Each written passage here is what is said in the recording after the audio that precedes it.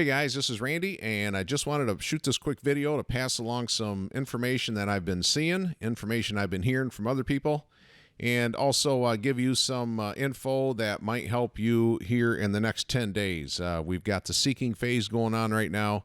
Actually, there is some breeding going on that I've seen myself, and we've got a really good 10 days here ahead of us that, man, if whatever amount of time you can spend in the woods here in the next 10 days would, I think, really be worth your while. So just a couple things I just wanted to hit on real quick. I've been talking about my client Bill, who was kind of discouraged earlier this year. He wasn't really seeing any bucks on his property.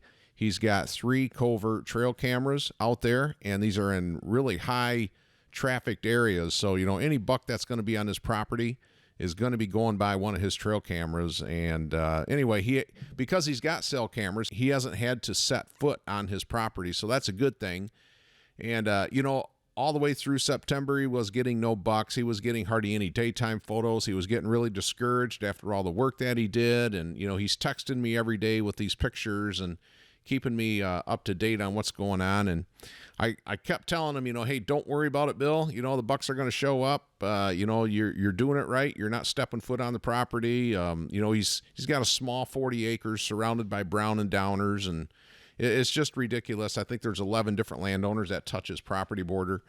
So, these bucks got to run the gamut every year, but, with him not being on the property, they got a safe place to be. And I think in the last video last week or so, I showed you some pictures where he's finally getting some daytime movement on his property. And it's just been increasing from there. He just sent me this picture here, last week, and this was a picture from October 29, and you can see here we've got a pretty nice buck going through a travel corridor where it's hinge cuts on the left side, and it is a swamp with water on the right side. So this is a nice little travel corridor that we had created, and you can see we had cut out some trails here for the deer to get through. And then 3 days later, on November 2, he's got another buck going through here. So, you can see that this is 10 o'clock in the morning. So, it's that magical time frame of, around 9 o'clock in the morning till about 1 o'clock, 2 o'clock in the afternoon. That's when these bucks are really cruising, searching for does, and this is just another proof of that. Now, I was just about ready to render this video and send it out to you guys when all of a sudden I got a text from Bill. He's sitting in his Banks blind at the time I was doing this video. He sent me a text saying that he just passed a big 7-point. So he didn't want to shoot it because it's got a deformed left side or right side, I forget, but it's pretty wide and it's really tall. But the left side's all screwed up. So he's going to pass it and see if it turns out better for next year. But anyway, he was pretty excited. I thought, you know what, I'm going to quick insert this into the video. And he sent me a couple of pictures of this deer as it was feeding out in the food plot out in front of him. And then it walked by him in the woods off to his right side. And he said he could have shot this thing, 10 different times. But good for Bill, man. He passed it. And you know what? This would have never happened on his property years ago the way it had been hunted. But, now these deer, they never encounter any hunters on this property because, Bill has another property behind his house that he can hunt and leave this 40 acres pretty much by itself and only hunt it at the right time, which is obviously today. So, he may get a shot at a different buck yet tonight. But, this is just one of those things that I always talk about. If you have a small property, try not to hunt it too much in October, very sparingly, maybe around the outside, only with a good wind condition. And then finally move in here, on this first week of November. And that's exactly what Bill's doing. That's what a lot of my other clients have been doing. And, man, it's really paying off for Bill. So really happy for him, pretty proud of him. And I think he's going to have a lot of encounters like this in years to come if he continues to hunt the property the way he's doing it this year. A good friend, Jake, he put down another big buck this year. I believe he shot that somewhere around 10 o'clock. So this is that time of year, where you don't really just want to sit in the early morning, right? From, say, sun up till 10 o'clock and then go in for breakfast or lunch and then go back out around 2 or 3. You're going to be missing the whole prime time. So I know I've talked about that before, but for some guys, it just doesn't sink in. And so I'm just going to repeat it again. Plus, we got some new members as well. And I just want to let you guys know that this is a time period that if you can get out in the woods between 9 and 1 o'clock or 9 and 2 o'clock, you'll be surprised how much roaming around by some of these mature bucks, how much that takes place, even in high hunting pressured areas. And another reason I like this time of year so much is, I try and be in the woods in my tree saddle as much as I can. And I'll be honest with you, I get burnout. My back starts getting sore, just, getting up early all the time and, sitting in the cold, it just really wears on you. So at this time of year, I actually get out there sometimes at around 8 o'clock in the morning. It's well after light.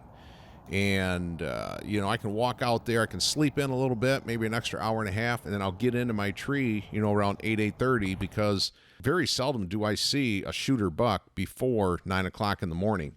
Not that I don't ever see a shooter buck, but, the percentages are pretty low.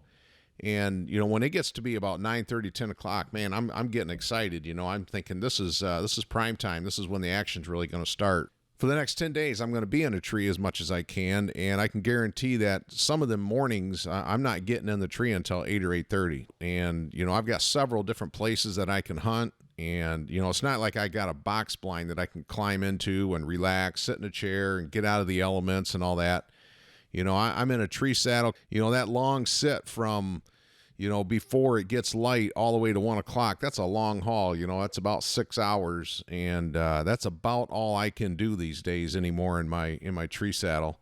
I used to be able to sit all day, maybe switch spots, in the middle of the day and then go walk over to another tree based on the different wind and then get in there and sit the rest of the day. But not really doing that too much anymore, especially if I'm not seeing much.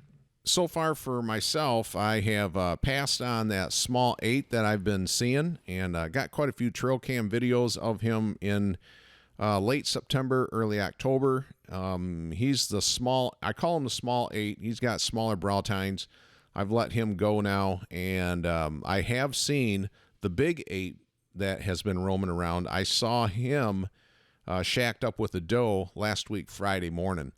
I tried to grunt him in. He was staring, looking to see where that grunt was coming from, and I could not get him to leave that doe. So hope to catch up with him, in the next 10 days for sure. You probably remember I said I was going down to Ohio the last week of October, and Greg and I, we did head down there. We hunted for 3 days, and believe it or not, I did not see a deer from my tree saddle. And I think Greg only saw one. So, boy, it's not that we didn't try. We went down there. We took a canoe down some creeks and got in on the backside of some access. And, it took a lot of time and steps off of access in some of these spots. And it's right along the edge of some swamp. And, it's just some great habitat. And I think we only kicked up a few does as we walked around. So it was pretty discouraging. I will say, though, that, it was 65 degrees, so it wasn't the best for deer movement, but still, it was, it was October, I believe, 26, maybe 27, 28 when we were down there. So you would think that they would have been moving, but, at the same time we were down there not seeing deer. Jake was telling me that he wasn't seeing much on his trail cameras either at the same time. And then about the time we got back, it's like, he started seeing more activity on his trail cameras. So, you just never know what's going on and what causes these deer sometimes to move at different times of the year. But I do know one thing. I'm going to be in the woods as much as I can here in the next 10 days, regardless of what the weather is, unless it's pouring rain or something like that, or we got 20-mile-an-hour winds, then I won't be in the woods. But other than that, anything can happen at any time. I'm going to really try and be out there, especially between 9 and 2 o'clock, and especially also the last 2 hours of the day. That's when bucks are going to be on their feet as well. Now, I just wanted to bring attention to a Facebook page that's available to you guys if you're on Facebook at all. It's a pretty cool page. It's called Michigan Buck Pass Portal. It was set up by a Southern Michigan hunter, Kip. And pretty cool page here. It's got, you can post a lot of the deer that you have passed. So, if you're sitting up in your tree with an iPhone or, some sort of video camera, and you take a picture or you video a nice buck that you let go by, you know, you can post that video or that pic to this Facebook page. And it's pretty cool. Some of the bucks that some of these guys are passing is incredible. And this buck was passed by a guy. I'm assuming he's in Michigan because this is a Michigan page, but I do know there's some guys out of state that have been invited and have posted pictures and videos of bucks that they've passed. So can't guarantee whether or not this buck is in Michigan, but it is a really cool Facebook page. And I think what it does is it helps guys to have that courage to pass a deer. And as long as they can get a picture or a video of that deer walking by, then they can actually post it here. And, you know, it's almost like a harvest pick in a way, right? Because if you can get some good video or pictures of that deer walking by, chances are you probably could have shot that deer. And if you can take a picture and a video and relive that and be able to see that deer and show that deer off, you know, a nice buck that you have passed, you know, that's actually pretty cool. That's part of the fun. So I really do think it does help guys to pass deer when they can show their buddies, you know, what they've been seeing.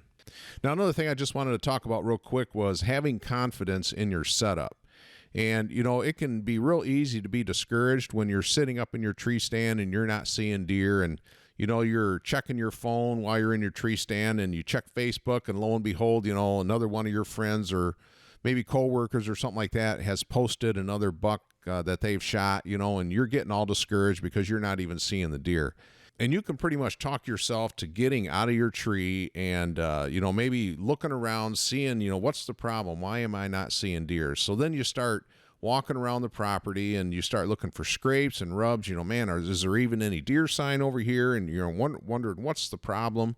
And I just want to encourage you guys just to have confidence in your setup. Now, you know, unless you're sitting a field edge or you know, the edge of a big food plot, you know, at this time of year, probably not the highest percentage situation, especially during daylight hours. Now, maybe right at the end of the day, that's a different story. But, you know, if you're going to sit that cruising time from, you know, 9 till 1 o'clock, I would not be out on a food plot or a field edge somewhere. I'd be somewhere in the thick cover like you see here. And, you know, just have confidence in your setup because, you know, you guys have been working on your property. Not only have you been planting food plots, but, you know, a lot of you guys have been doing some hinge cutting. You've been creating travel corridors and, you know, putting in mock scrapes and water holes and, you know, just really working on your property. And so, you know, don't underestimate the power of the work that you have done on your property. And if you've got a spot that, you know, you're secluded, maybe you're not going to see a lot of deer. But, you know, in this time of year, it's really not about seeing lots of deer like it is in early October on a food plot, right? The goal is to see that one deer, not a lot of deer at this time of year. So just want to give you guys some encouragement. Just hang in there, man. Hang in that stand. Don't get too bummed out about it. Play the wind right. You know, try and up your scent control as much as you can. You know, hunt as much as you can. If you're getting totally burned out, well, then just get in your stand like, you know, 8 or 8:30 in the morning and then hunt till 1. You know, if your job allows you to do that, or, you know, you can get that done maybe this weekend. I just want you guys to have confidence in what you have worked so hard this year to set up for yourself.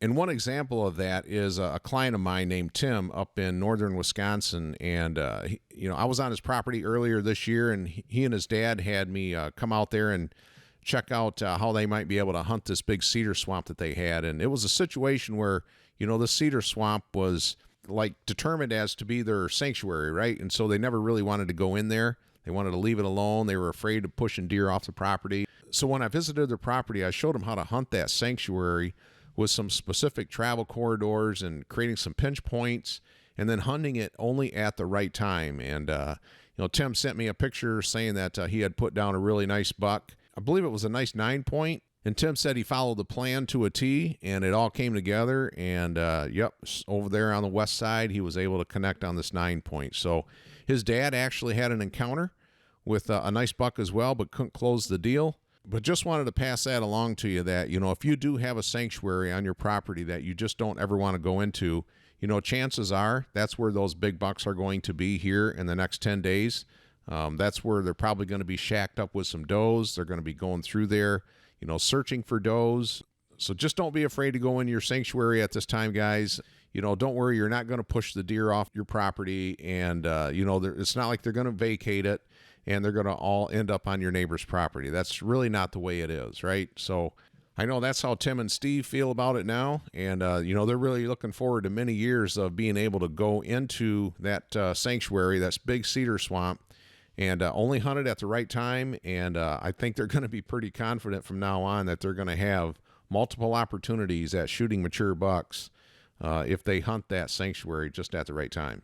So now as we look ahead to the 10-day forecast, I'm going to pick 3 locations from west to east. I'll start with Eau Claire, and then we'll go to Michigan, and then we'll end up in Pittsburgh again. So, man, if we look at Eau Claire, Wisconsin, today we've got a high of about 30 degrees. Man, it is cold up there already. And you can see here on the red line here that it is temps are below freezing almost the whole 10 days. And boy, down here it gets into the single digits here on Tuesday morning. Unbelievable. About 10 degrees on Monday morning. So, boy, you guys up there in Wisconsin, you got some really cold weather coming in. Man, that is really going to, I think, really turn that switch on and should make for some really good deer movement. And, this is only November 11th so far. So the bucks may be in the lockdown period with the does, but still, between does, they're going to have to be searching, and there's going to be, probably some fighting going on and some crazy running around. So, man, what a time to be in the woods. And, if you're lucky enough to be out of the elements in some sort of box blind or something like that, boy, consider yourself fortunate, because I think that's going to be a really good time. There's really not much rain in the forecast. You can see that this Thursday, the barometric pressure peaks out at about 30.6. Not that I would specifically wait for that, but just to give you an idea, I mean, if you had to pick a day, right, between hunting Friday or hunting Saturday, I mean, hunting Friday morning would be much better than hunting Saturday, I would feel, only because, you got temperatures above freezing, you've got, a low barometric pressure. So if you had to pick between one of the days, I would pick Friday over Saturday. Not that I would stay out of the woods on Saturday because it's the warmest of the next 10 days. That would be ridiculous, Saturday would be just as good as far as your chances of seeing a mature buck. But then as we move into next week, that's really going to be something with the cold temperatures and barometers up there again. There's not much chance of rain. Obviously it's going to be snow, but not a whole lot of snow. Maybe just enough to get the ground white and be able to have a little bit better visibility on seeing deer. And then finally, as we get over to Pittsburgh, Pennsylvania here, you look at the 10-day, not quite as cold temperatures over there in the Pennsylvania area, but still, you can see we're dipping down below freezing here Friday, Saturday, and then it gets down to about 22 degrees on Tuesday and Wednesday. So everything's kind of shifted a little bit later in the week, and they do have a chance for some snow as well. Looks like pretty much all across the upper Midwest, we've really got some cold weather coming in Monday, Tuesday, Wednesday, and man, that is really going to be a good time to be in the woods. So that's going to do it for this quick update, guys. And I guess if there's one thing I want to leave you with, the big takeaway out of this video is, in the next 10 days, I think your best bet is to be, off those big field edges, off those big food plots. Maybe the smaller micro plots would be a little bit better. But, I would encourage you to try and get back into the cover. If you've got some stands in that heavy, gnarly cover where deer can walk through there and feel like they're inside of security, I think that's really where you want to be, especially from that 9 o'clock to 1 o'clock time frame. And then again, right at the end of the day. So if you got to pace yourself a little bit and, get out there at 8 o'clock in the morning, don't worry about the fact that you're getting out there when it's light. I know it seems strange to walk out there after it's light, but if it's a choice between having to get up early for several days in a row and dragging yourself out of a warm bed and getting into a cold tree, before it gets light out at 6 or 6:30 in the morning, well, then I would just encourage you to get out there about 8 or 8:30. At least then you'll be on a tree at prime time from 9 to 1, right? And that's especially true if you're not hunting a bedding area. So, that's why it's so advantageous to have some of these pinch points, which are travel corridors where deer normally aren't bedding, right? So if you're hunting a bedding area, well, yeah, then you're going to want to get in there well before it gets light out in the morning. But if it's not a bedding area, you know, it's just a transition zone, or it's just a funnel or a pinch point, you know, or a swamp crossing or something like that where they're not bedding, then it's a no-brainer. You can get into those stands easily by, you know, 8:30 and just sit there and wait for these bucks to come on through these travel corridor pinch points, you know, later in the morning. So, you know, pick your spots, be strategic about it. You know, I guess if you want to get up early and get in a tree stand in a bedding area, well then, yeah, do it early. If you don't want to get up early, well then don't hunt a bedding area and just go into one of these transition zones. So, you know, it's just all about picking your spots and knowing when to hunt where, and, you know, not going in for coffee at 10 o'clock in the morning when it's just getting good. So anyway, that's enough of my rant about that. And I'm going to head back out in the woods here this afternoon, and I'll catch up with you guys here again in another video next week. All right. Talk to you later. Good luck out there.